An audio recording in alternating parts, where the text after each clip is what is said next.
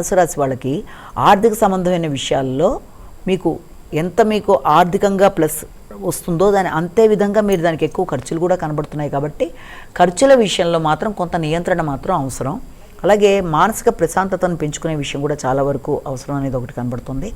అలాగే సాంఘిక సంబంధాలు, సోషల్ రిలేషన్స్, మిత్ర బంధాలను పెంపొందించుకునే విషయం కొంతవరకు మీకు అనుకూలతల్ని చూపిస్తున్నప్పటికీ కూడా కొన్నిసార్లు ఆ పరిచయమైన వ్యక్తులతో కూడా మీరు ఆశించిన స్థాయిలో మీకు సపోర్ట్ కొరకు మీరు ఆశించిన, లేకపోతే వారితో మీరు ఏదైనా మీ యొక్క బిజినెస్ పరంగా డెవలప్మెంట్ కొరకు మీరు చేసే ప్రయత్నాలకు సంబంధించిన చర్చలు, వాటికి సంబంధించిన అవకాశాలు కూడా ఒకటి కనబడుతున్నాయి.